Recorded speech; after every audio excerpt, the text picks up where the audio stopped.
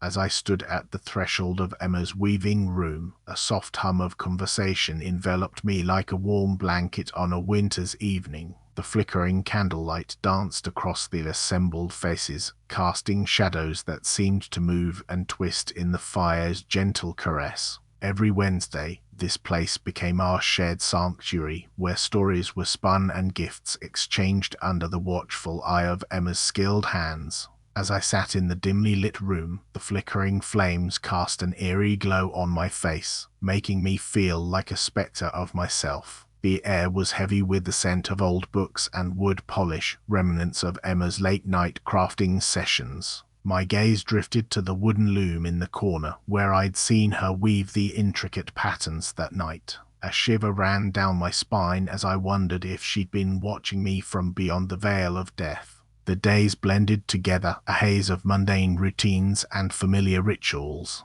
Yet, an unsettling restlessness gnawed at my insides, as if the very fabric of our reality was unraveling like Emma's threads. I stood before my mailbox, a daily ritual as familiar as breathing, yet today's ordinary routine felt somehow askew. The morning sun cast long shadows across Elm Street, where the town's residents were beginning to stir. I had almost forgotten about yesterday's sense of unease, the feeling that the very foundations of our reality were slipping away. But now, as I gazed at my mailbox, a small, exquisite box caught my attention. It seemed to have appeared out of nowhere, its intricate patterns weaving together in a complex dance of light and shadow. No indication of who might have sent it, no note or message, just the box itself, waiting for me like an uninvited guest. Days have passed since the box's arrival, and I've found myself lost in its presence.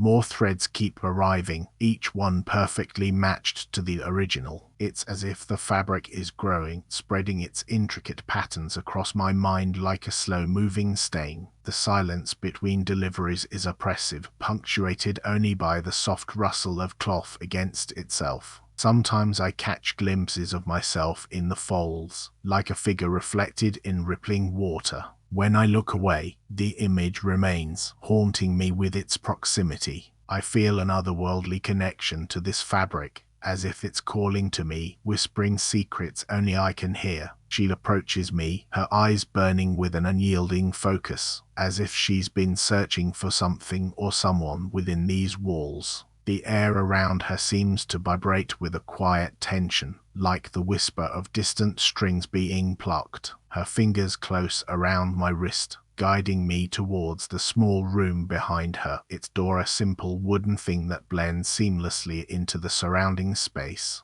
I'm drawn in, as if by an unseen thread, my feet carrying me forward without resistance. Inside, the air is heavy with the scent of wool and oil, a familiar smell that brings a sense of comfort, yet somehow also unease. The fabric lies across a wooden frame, its edges frayed and uneven, like a mouth full of broken teeth. And then I see it, a single thread, pulsing with a light that's both fierce and fragile, as if the very essence of life is coursing through its length. I take a step forward, my footfalls echoing off the cold, damp walls as I scan this desolate expanse. The air is heavy with the scent of old dust and something else, a sweetness that's almost familiar. My fingers involuntarily reach for the loom, still clutched in Emma's hand, but there's nothing there. She stands across from me, her eyes vacant, her skin deathly pale. I try to speak, but my voice catches in my throat.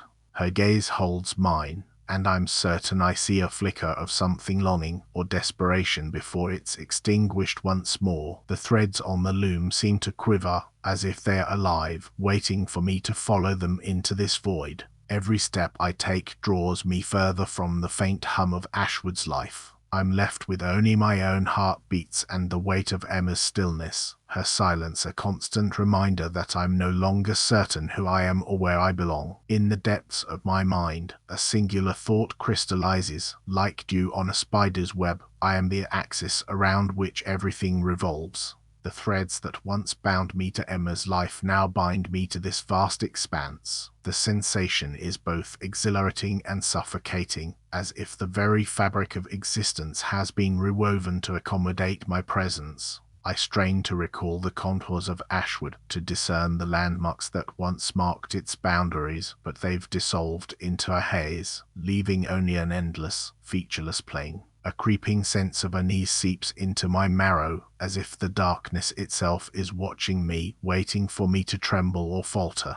My breath stutters, a hesitant thread in this new tapestry, and then, without warning, the world dissolves into light, a brilliant, searing radiance that obliterates all sense of self and purpose. As I lose myself within this dazzling light, fragments of existence coalesce around me like wisps of smoke. Memories, emotions, sensations, all are refracted through the prism of a singular, crystalline truth. I am not what I thought I was. The fragile boundaries that once defined myself begin to fray and dissolve, like threads pulled from a worn tapestry. I feel myself expanding, contracting, merging with the fabric of reality itself. The weave of my being is no longer mine alone. It is a communal work, an intricate pattern woven from countless strands. Every decision, every action, every heartbeat has contributed to this tangled knot of existence. I am not the weaver, but the thread itself,